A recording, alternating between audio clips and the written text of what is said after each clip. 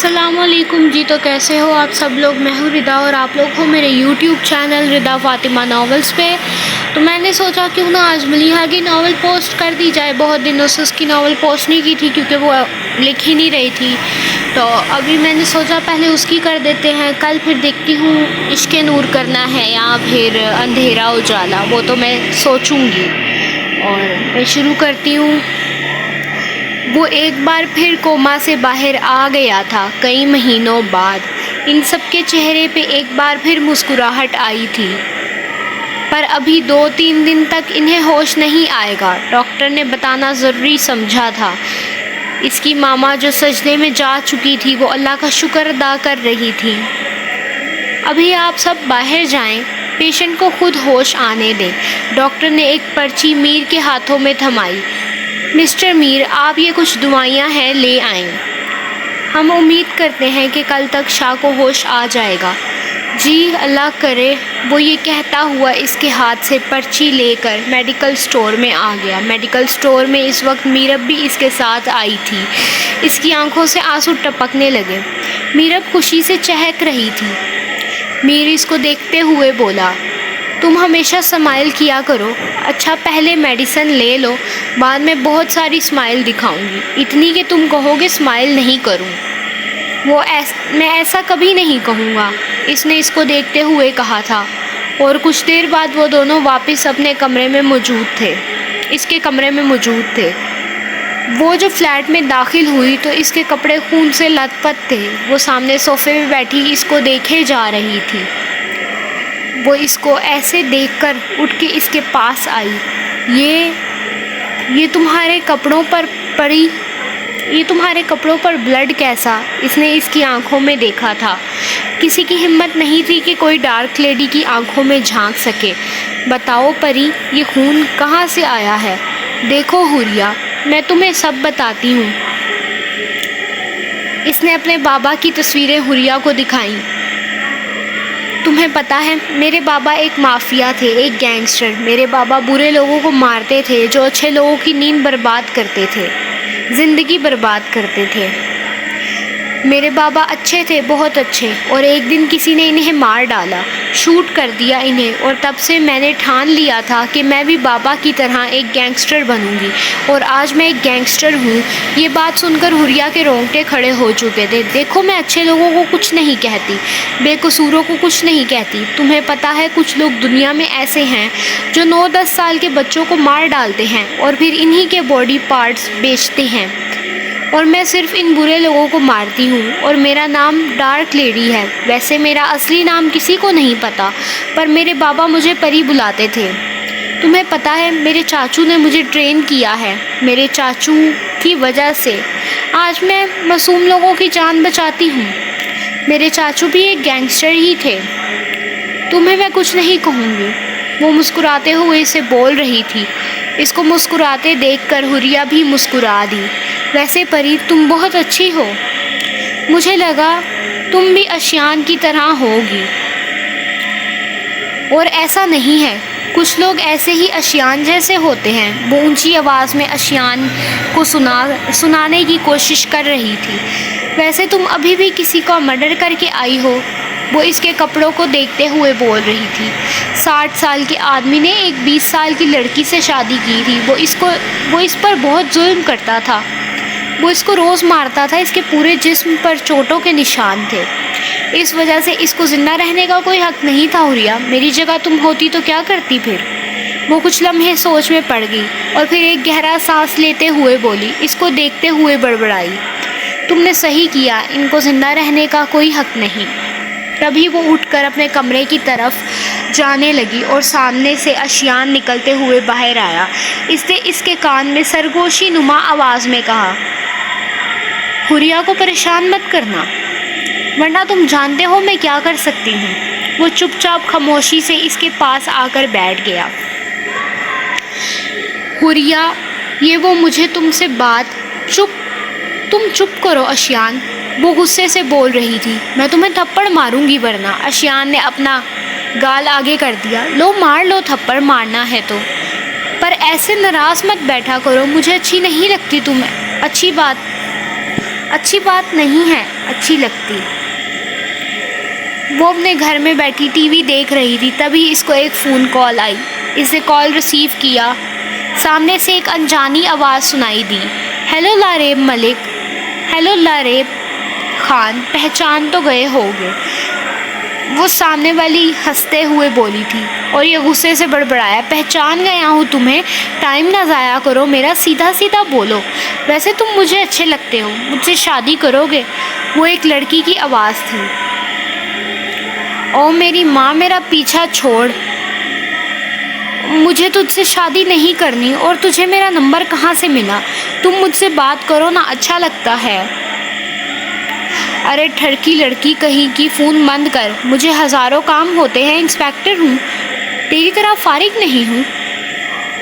وہ لڑکی کافی ٹائم سے اس کے پیچھے پڑی تھی اور اس سے بار بار کہتی تھی کہ مجھ سے شادی کر لو، تم میرے گھر آ جاؤ نا۔ اور لاریب نے کچھ سوچا اور کہا، اچھا ایڈریس بھیجو، آتا ہوں۔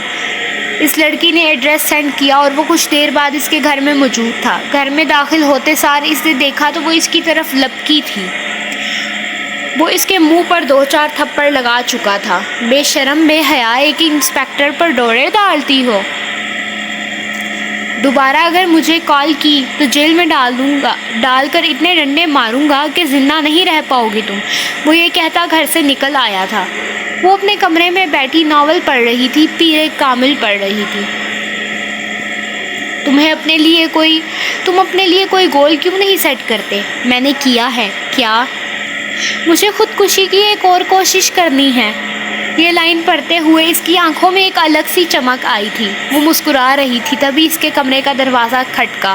کون؟ فجر، میں ہوں، دروازہ کھولو۔ وہ اندر داخل ہوا۔ ارے میر بھائی، آج گھر کی یاد آ گئی؟ ویسے تو آپ ہاسپٹل رہتے ہیں۔ اب نہیں رہا کروں گا، گھر رہا کروں گا میں اب۔ کیوں، کیا ہوا؟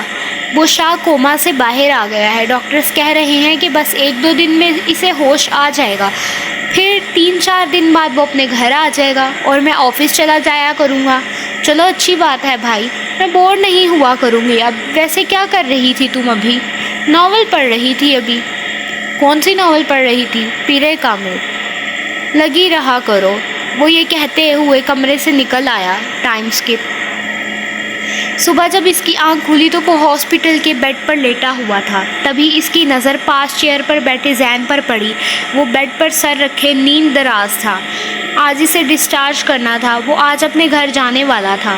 زین اس کے کان میں کچھ بول رہا تھا۔ بھائی، آپ کو پتہ ہے آپ پورا 1 سال کوما میں رہے تھے، ہمیں ہی پتہ ہے ہماری حالت کیسی تھی، ماما بابا کتنا روتے تھے، اور میں بھی، اور میر بھائی بھی۔ وہ اس کی باتیں سن رہا تھا۔ زین کی آنکھوں میں نمی آئی تھی۔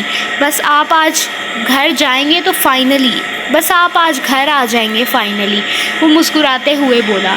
تو شاہ نے اس کو دیکھا۔ بھائی، آپ سب کچھ بھول جائیں، اب آپ اپنی فیملی کے ساتھ انجوائے کریں، بس، اور کچھ نہیں۔ شاہ خاموش سا ہو گیا تھا۔ تبھی اس نے اپنی خاموشی توڑتے ہوئے زین سے مخاطب ہوا، اچھا ٹھیک ہے۔ تبھی ڈاکٹر اندر داخل ہوا اور اس سے پوچھا، ویسے اب آپ کی کیسی طبیعت ہے شاہ زیب؟ جی اب پہلے سے بیٹر ہوں۔ گڈ، اچھی بات ہے، مسکراتے ہوئے بولے تھے۔ آج آپ گھر جا سکتے ہیں۔ اس نے ایک سرنج اس کے بازو کی طرف بڑھائی۔ وہ بلڈ لینے کے بعد وہاں سے چلے گئے تھے اور 1 گھنٹے بعد واپس آئے۔ ان کے ہاتھوں میں ایک رپورٹ تھی۔ وہ اس کو کہتے ہوئے بولے، اب آپ نے ڈپریشن نہیں لینی شاہ، ورنہ پھر آپ کی طبیعت خراب ہو سکتی ہے۔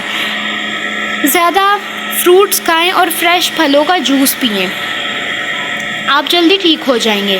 جی، وہ یہ کہتا سوچوں میں گم تھا۔ میر کی کار میں بیٹھتے وہ شاہ کو اس کے گھر لے آیا، ساتھ ہی اس کے ماما بابا بھی تھے۔ اس کے گھر میں بیڈ پر لٹاتے ہی اس نے مسکراتے ہوئے شاہ کو دیکھا۔ شاہ، ذرا سامنے دیکھو۔ اسے سامنے دیکھا تو ایک فوٹو فریم دیوار پہ لٹکی تھی۔ وہ ایک ایسے انسان کی تھی جسے وہ کبھی بھول نہیں سکتا تھا۔ ہاں، وہ انشا کی تصویر تھی۔ اس کے دل نے ایک بیٹ بھی اس کی تھی۔ وہ پھٹی آنکھوں سے اس تصویر کو دیکھ رہا تھا۔ تبھی زین بڑبڑایا، بھائی آپ کو یاد ہے جب ہم گارڈن میں گئے تھے اور وہ ہمیں ملی تھی تو میں نے تصویر لے لی تھی ان کی۔ زین، تمہیں ایسا نہیں کرنا چاہیے تھا۔ اوہو کم آن بھائی، بس کریں اب آپ، اب میں نے لگوا دی ہے تو لگوا دی ہے۔ مجھے کچھ نہیں سننا اب۔ زین اس تصویر کو ابھی اترواؤ۔ نہیں اترواؤں گا، وہ یہ کہتا اس کے پاس بیڈ پر بیٹھ چکا تھا۔ بھائی اللہ کا شکر ہے آپ ٹھیک ہو گئے ہیں۔ آپ کو پتہ ہے ان دنوں میں نے کتنی نمازیں پڑھی تھیں، آپ کے لیے کتنی دعائیں کی تھی بھائی۔ چلو شکر ہے تم نے نماز تو شروع کی پڑھنی میری وجہ سے، پر شروع تو کی۔ اچھا آرام کریں آپ، میں کچھ فروٹس لے کر آتا ہوں۔ اور وہ اس کے کمرے سے باہر نکل چکا تھا اور کچھ دیر بعد وہ فروٹ سے بڑی پلیٹ لے کر اس کے سامنے رکھ چکا تھا۔ وہ تیز قدموں سے اپنے گھر میں واک کر رہی تھی۔ تب ہی حوریہ چلتی چلتی اس کے پاس آئی۔ کیا ہوا ہے پری تمہیں؟ اس کے چہرے کی ہوائیاں اڑ چکی تھیں۔ لاریب کا ویٹ کر رہی ہوں، پتہ نہیں کہاں پر رہ گیا ہے وہ۔ کیوں، کچھ کام تھا اس سے؟ ہاں ضروری کام تھا۔ ایک لڑکا ہے جسے ایک لڑکی کو ڈرگ دے کر مار ڈالا۔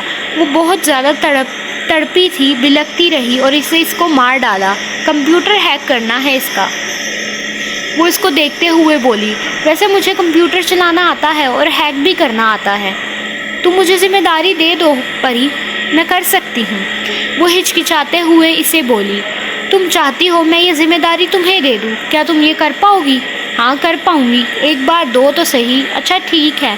وہ اپنے سنگنگ والے روم میں لے آئی اور اس کو کہا، یہ بندہ ہے، اس کا کمپیوٹر ہیک کرنا ہے، کتنی دیر تک ہو جائے گا؟ بس 15 سے 20 منٹ۔ اب اس کی انگلیاں کمپیوٹر پر رینگ رہی تھی، اس کی بڑی بڑی آنکھیں کمپیوٹر کی اسکرین پر چل رہی تھی اور 15 منٹ بعد وہ اس کے کمرے میں داخل ہوئی اور حوریہ کو مخاطب کیا، کام ہو گیا یا نہیں؟ ہو گیا۔ وہ ایک ادا سے کرسی سے اٹھ گئی۔ چلو اچھی بات ہے۔ ویسے پری سنو، کیا میں ان کاموں میں تمہاری ہیلپ کر سکتی ہوں کیا؟ میں نہیں چاہتی میری وجہ سے تمہیں کوئی بھی خطرہ ہو۔ نہیں ہوگا، میں سنبھال لوں گی خود کو، پلیز، وہ معصومیت سے بولی۔ تو ڈارک لیڈی اس کو منع نہیں کر پائی۔ اچھا ٹھیک ہے۔ اسے فون ملایا اور اشیان کو گھر بلایا تھا۔ وہ آدھے گھنٹے بعد گھر میں موجود تھا۔ ہاں کیا ہوا ہے؟ حوریہ کے پاس کپڑے نہیں ہیں، تم اسے شاپنگ کروا کر لاؤ۔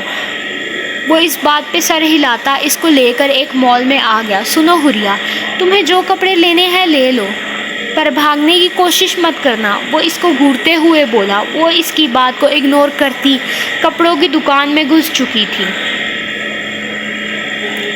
وہاں سے ایک سنہرے رنگ کا لانگ گاؤن نکالی اور ٹرائل روم میں چلی گئی۔ تبھی اس سے دیکھا کہ ایک لڑکا اس کی فوٹو لے رہا تھا۔ وہ گھبرا سی گئی اور بھاگتے ہوئے باہر آئی۔ اشیان، یہ لڑکا میری فوٹو لے رہا تھا، کپڑے چینج کرتے ہوئے۔ وہ سنہرے رنگ کی گاؤن میں تھی۔ اشیان نے ایک نظر اس لڑکے کو دیکھا اور اس کے منہ پر مکوں کی برسات کر دی۔ اس کے جبڑے سے خون آنے لگا تھا۔ اس نے اس کے پیٹ میں مکہ مارنا شروع کیا اور آہستہ آہستہ اس کی حالت خراب ہو چکی تھی۔ میری بیوی کو دیکھنے کی ہمت تم نے کیسے کی؟ وہ اس کو مار رہا تھا۔ حوریہ اس کی دیوانگی دیکھ کر خوف زدہ سی ہو گئی تھی۔ اس نے اشیان کو اس لڑکے سے دور کیا اور اس کو دیکھنے لگی۔ تم پاگل ہو گئے ہو اشیان، سب لوگ ہمیں دیکھ رہے ہیں۔ دیکھتے ہیں تو دیکھنے دو، میں برداشت نہیں کر سکتا کہ کوئی تمہیں دیکھے، تمہیں ہاتھ لگائے۔ اس کی بات سن کر منہ نیچے کر کے وہ مسکرائی تھی اور پھر ایک جویلری شاپ میں آ گئی۔ وہاں سے اس نے گولڈ کے ایئر رنگز لیے تھے جو اشیان نے پسند کیے تھے۔ حوریہ، تم میری پسند لیا کرو، میری پسند بہت اچھی ہوتی ہے، آخر تم بھی تو میری پسند ہو۔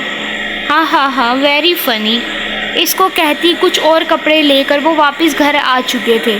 وہ اپنے کپڑے ڈارک لیڈی کو دکھانے میں لگی تھی، جبکہ اس کا دھیان کہیں اور ہی تھا۔ لاریب اور فریحہ اس وقت ایک کافی شاپ میں موجود تھے۔ وہ ایک کافی کا کپ لیتے ہی فریحہ کے آگے کر چکا تھا۔ میری بات کان کھول کے سن لو فریحہ، تم شادی نہیں کرو گی، مجھے بھی شادی نہیں کرنی ہے، صرف مجھ سے شادی کرو گی۔ وہ اس کی بات پر چونک کر اسے دیکھنے لگی۔ میرے علاوہ تم کسی سے شادی نہیں کر سکتی، مجھے فالتو لوگوں میں کوئی انٹرسٹ نہیں ہے۔ وہ ناک چڑھاتے ہوئے بولی، مجھے تم میں کوئی انٹرسٹ نہیں ہے، تم اتنے ہینڈسم بھی نہیں ہو، بالکل بھی نہیں۔ وہ اس کو دیکھتے ہوئے معصومیت سے بولا، کیا میں بالکل بھی ہینڈسم نہیں ہوں؟ جی نہیں۔ کافی ختم کرتے ہوئے وہ اٹھ چکی تھی۔ دیکھو مجھے، میں ایک انسپیکٹر ہوں، اچھا خاصا کماتا ہوں۔ تمہیں کوئی پریشانی نہیں ہوگی۔ تم جتنا کماتے ہو مجھے کوئی فرق نہیں ہے، مجھے کوئی پرواہ نہیں ہے مسٹر لاریب خان، مجھے ابھی شادی کرنی ہی نہیں ہے، اور تم جیسے شخص سے تو بالکل بھی نہیں۔ وہ کافی شاپ سے نکل آئے تھے، تبھی لاریب نے فون دیکھا کہ اس کو ڈارک لیڈی کی بہت ساری کالز آئی ہوئی ہیں۔ اس کو پتا تھا کہ آج اس کی شامت آئی ہے، آج وہ مرے گا، کیونکہ ڈارک لیڈی کے غصے سے تو اسے فریحہ ہی بچا سکتی تھی۔ وہ اس کے پیچھے چلنے لگا اور وہ دونوں اس کے فلیٹ میں آ چکے تھے۔ جب وہ اندر داخل ہوئے تو وہ سنگل صوفے پہ غصے میں ٹانگ پہ ٹانگ چڑھائے بیٹھی تھی، ان کو گھور رہی تھی۔ آ گئے لاریب خان صاحب، آپ کو فارغ ٹائم مل گیا ہے؟ میرے خیال سے آج تمہیں تھوڑا سبق دینا چاہیے، تم سیدھے ہو جاؤ، تمہارا دھیان کام پر بالکل بھی نہیں ہے۔ کام پر دھیان دیا کرو، ورنہ اگلی بار کسی اور کی جگہ تمہاری بلی چڑھا دوں گی میں، وہ اس کو دیکھتے ہوئے بولی تھی، جبکہ لاریب اور فریحہ نے ایک دوسرے کو دیکھا تھا۔ آج کے بعد ایسا نہیں ہوگا ڈارک لیڈی، ہم کام پر ہی دھیان دیں گے، وہ یہ کہتا اس کے پاس کھڑا تھا۔ وہ اپنے کچن میں کچھ بنانے لگی تھی۔ میر اندر داخل ہوا تو وہ کچن کی حالت بگاڑ چکی تھی۔ امی یہ کیا کر رہی ہے؟ بیٹا آج کچن کی دھلائی ہو رہی ہے، اللہ کچن کو بچانا آج فجر کے کھانوں سے۔ تب ہی فجر گردن باہر کرتی بڑبڑائی، بھائی پریشان کیوں ہو رہے ہیں؟ جو بن رہا ہے کھانا تو آپ کو ہی پڑے گا۔ ارے میری پیاری بہن، اتنی مہربانی کرنے کی ضرورت نہیں ہے مجھ پر، میں آرڈر کر کے کچھ کھا لوں گا، اتنی احسان کی ضرورت نہیں ہے۔ ویسے بھی تمہارا کھانا کسی جانور کو بھی پسند نہیں آئے گا۔ تو بھائی مطلب آپ جانور ہیں؟ یہ کیا کہہ رہی ہو تم؟ نہیں مطلب میرا کھانا آپ کو ہی پسند نہ آیا تو آپ نے ہی کہا آپ جانور۔ وہ ہنسی روکتے ہوئے بولی، ویسے آج اچھا کھانا بنانا، کیونکہ آج زین ڈنر پر آ رہا ہے۔ وہ کیوں آ رہا ہے؟ میں نے انوائٹ کیا ہے۔ کیوں، تمہیں کوئی پرابلم ہے؟ ہاں بہت بڑی پرابلم ہے، وہ ایک نمبر کا گھٹیا انسان ہے، ایک دم فالتو ہے، کوئی کام نہیں ہے اسے، اور مجھے فالتو میں پریشان کرتا رہتا ہے۔ تم بھی تو کرتی ہو، کچھ کم تو نہیں ہو تم بھی بھائی، وہ چڑ کھاتے ہوئے بولی۔ اچھا کھانا بنانا بس یہ کہہ رہا ہوں۔ اس نے کچن سے ایک پلاسٹک کا باؤل اٹھا کر میر کی طرف پھینکا تھا، جو اس نے کیچ کر لیا۔ واہ شیرنی، چھوٹی ڈائن، اس کو تنگ مت کرنا پلیز، آج اس کا بھائی ٹھیک ہو گیا ہے تو وہ اب بہت خوش ہے، اب اس کو پریشان مت کرنا۔ ٹھیک ہے ڈنر کرے اور چلتا بنے، تمہیں کیا ہے وہ رات بھی رک جائے یا کچھ بھی کھا پی لے، وہ تو صرف ڈنر کے لیے آ رہا ہے اور ماما پاپا کا پتہ کرنے، پھر چلا جائے گا۔ اچھا ٹھیک ہے، کچھ اچھا ہی بناؤں گی۔ اور گھنٹے بعد زین اس کے گھر میں موجود تھا۔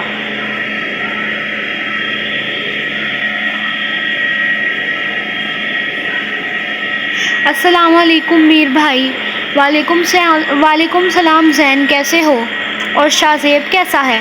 جی میں بھی ٹھیک ہوں اور بھائی بھی ٹھیک ہیں۔ آپ وہ انکل آنٹی وہ بھی ٹھیک ہیں؟ آپ کے ماما بابا کیسے ہیں؟ اللہ کا شکر ہے وہ بھی ٹھیک ہیں، آؤ اندر آؤ۔ زین اندر آ گیا اور سنگل صوفے پہ بیٹھ گیا۔ ماما جو میرا دوست ہے نا، یہ اس کا چھوٹا بھائی ہے۔ السلام علیکم آنٹی۔ وعلیکم السلام بیٹا، کیسے ہو؟ جی میں ٹھیک ہوں آنٹی۔ اور تمہارا بڑا بھائی کیسا ہے؟ جی وہ بھی ٹھیک ہیں۔ چلو اللہ تم سب کو زندگی دے، وہ مسکراتی ہوئی بولی تھی۔ تبھی حریہ اندر بڑبڑائی، شیطان کو بھلا زندگی مل سکتی ہے؟ تبھی میر کچن میں آیا۔ کھانا بنا لیا ہے تم نے؟ جی بنا ہی لیا ہے، بس سوچ رہی ہوں کہ زین کے گلاس میں لال مرچ چمچ بھر کے ڈال دوں۔ کیوں پاگل ہو گئی ہو؟ جتنا تیکھا بولتا ہے نا اتنا تیکھا اس کو کھانا بھی چاہیے بھائی۔ کتنا کڑوا کڑوا بولتا ہے، ایک دم کریلے جیسا، پتہ نہیں کیا کھاتا ہے یہ۔ خود بھی کڑوا ہے اور زبان بھی کڑوی ہے۔ وہ ناک چڑھاتے ہوئے بولی اور ایک گلاس میں کولڈ ڈرنک ڈال کے باہر نکلتے ہوئے اس کے آگے بڑھا دی۔ میر نے اس کو گھورا تھا تو اس نے السلام علیکم کہا۔ زین نے سر اٹھا کے اس کو دیکھا۔ وعلیکم السلام چھپکلی، وہ سرگوشی نما آواز میں بولا تھا۔ بندر کہیں کا، وہ بھی کسی سے کم نہیں بولتی تھی۔ فجر کھانا لے کر ڈائننگ ٹیبل کے پاس کھڑی ہوئی اور کھانا لگانے لگی۔ کھانا لگاتے ہوئے اس نے میر کو آواز لگائی تھی۔ وہ اس کے پاس آیا۔